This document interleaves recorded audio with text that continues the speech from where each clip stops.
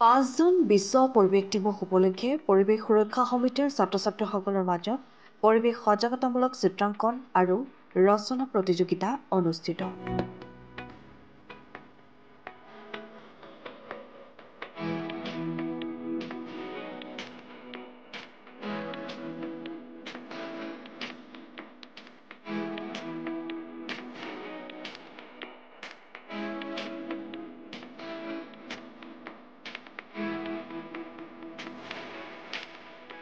ছাব্বিছ মে সোমবাৰে 5 জুন বিশ্ব পৰিৱেশ দিৱসৰ সজাগতা উপলক্ষে ছাত্ৰ-ছাত্ৰীসকলৰ মাজত বৰগুৰি বজালতলী মহিলা পৰিৱেশ সুৰক্ষা সমিতিৰ সহযোগিতাত চিত্ৰাংকন আৰু ৰচনা প্ৰতিযোগিতা অনুষ্ঠিত কৰা হয়।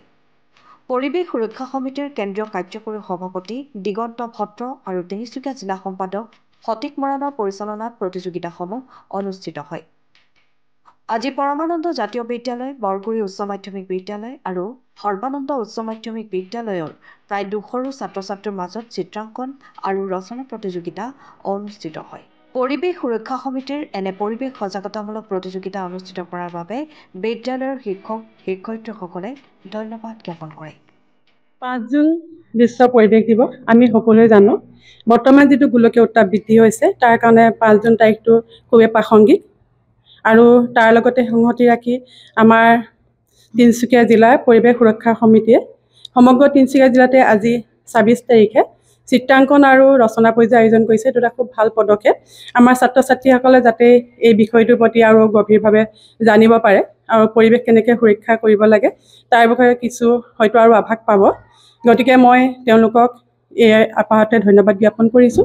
লগতে 5 জুন তাৰিখে তেওঁলোকৰ পৰিৱেশ সুৰক্ষা সমিতিৰ তৰফৰ পৰা লগতে আমাৰ ফালৰ পৰা আমি সকলো সমগ্ৰ বিশ্ববাসীৰ লগতে আমাৰ অসমবাসী আমাৰ অঞ্চলৰ সকলোকে আহ্বান জনাইছোঁ যাতে তেওঁলোক সকলো ওলাই আহে, একোটিকৈ গছপুলি নিজৰ অঞ্চলটোৰ লগতে নিজৰ ঘৰটো ৰোপণ কৰে আৰু গছপুলি যাতে প্ৰতিপালন কৰে।